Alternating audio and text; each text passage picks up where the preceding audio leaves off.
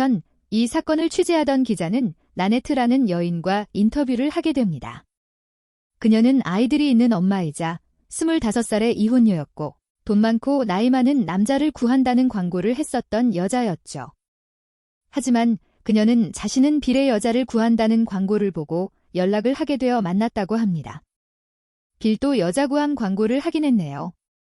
나네트가 빌과 데이트를 시작하고 얼마 지나지 않아서 나네트는 자신의 두 아이들과 함께 빌의 집으로 이사를 옵니다.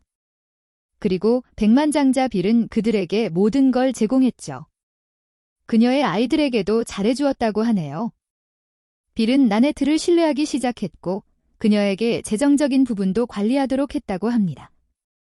그렇게 4년 동안 함께 살았다고 합니다. 어느 날 킴은 아빠에게 아빠, 그 여자가 돈 때문에 아빠를 이용하고 있어요. 라고 하자 아빠는 나도 알고 있어. 라고 대답했죠.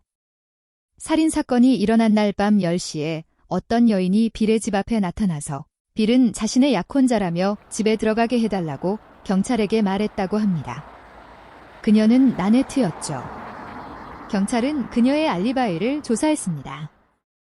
그녀는 낮에는 그녀의 아들 축구 연습을 참관했고 그 이후에는 노드스톰이라는 백화점에서 쇼핑을 했다고 했습니다. 그녀의 차에는 쇼핑백들이 있었죠. 그러면서 경찰이 나네트에게 오늘 밤에 지낼 곳이 있습니까? 라고 하자 그녀는 뉴포트 비치에 두 번째 집이 또 있다고 했습니다. 빌은 뉴포트 비치에 2개의 집을 소유하고 있었죠. 경찰은 즉시 그 뉴포트 비치에 있는 두 번째 집을 몰래 감시하기 시작했습니다. 두 번째 날 밤에 경찰들은 나네트가 묵고 있는 빌의 두 번째 집 앞에 주차된 한 남자의 차량을 발견했습니다. 한편 기자의 인터뷰에서 경찰들은 말합니다. 이런 종류의 살인사건의 동기를 가진 사람들은 보통 남편, 아내, 남자친구, 여자친구라고 말이죠. 그리고 또 큰딸 킴에게도 물었죠. 누가 그랬을까요? 라고요. 그러자 큰딸 킴은 누가 그랬는지 전혀 모르겠어요. 라고 대답했습니다. 그러면서 자신의 아빠는 사업 관련하여 이전에 비즈니스 파트너와 소송 중이었고 그 소송과 관련된 사람일 수도 있다고요. 왜냐면 소송의 원인인 돈의 금액이 엄청난 액수였기 때문이죠. 그리고 빌이 살해된 날 밤에도 빌은 그 소송의 서류를 보고 있던 중에 살해되었으니까요. 하지만 조사한 결과 그 소송 중인 이전 비즈니스 파트너는 빌이 살해당한 날 산타바바라의 이발소에서 헤어컷을 했던 확실한 알리바이가 있었습니다. 한편 경찰은 나네트의 알리바이 조사 중에 한 가지 이상한 점을 발견했습니다. 그녀의 아들 축구 연습 참관 후에 우리는 그 장소를 떠났어요. 라고 말했던 점이죠. 우리라면 그녀 말고도 다른 누가 있었다는 얘기네요. 경찰은 나네트의 전남편을 취조했습니다. 전남편은 나네트는 근육질의 에릭이라는 남자친구와 데이트를 했다는 정보를 알려주었습니다. 그리고 나네트는 전남편에게 에릭이 축구 연습 참관에 같이 갔었다는 말을 하지 말라고도 했다고 합니다.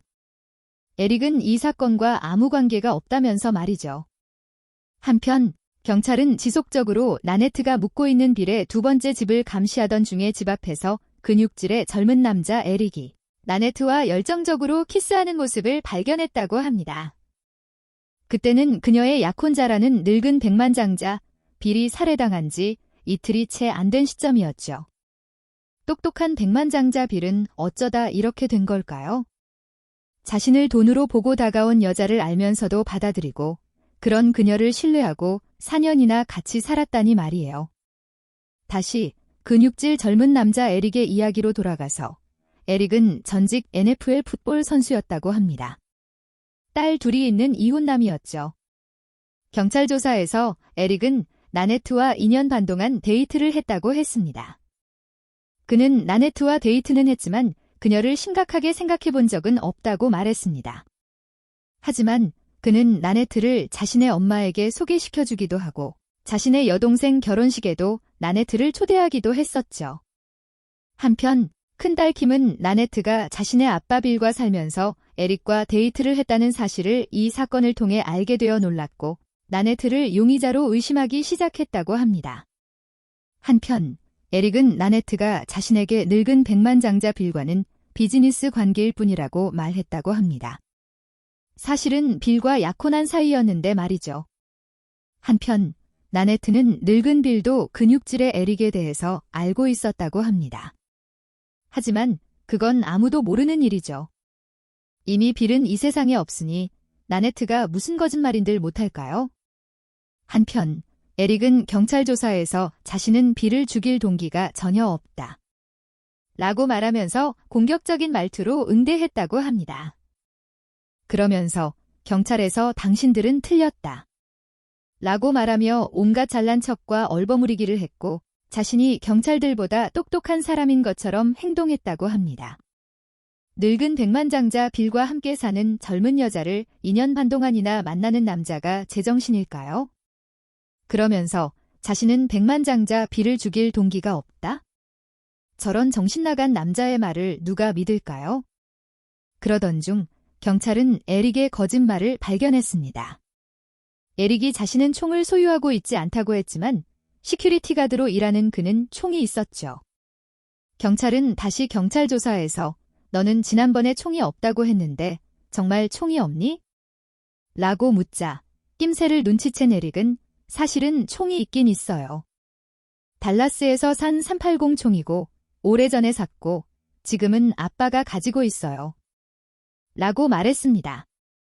그리고 그는 또 다른 총이 있는데 9mm이고 시큐리티 가드로 일하는 직장 친구에게 줬어요.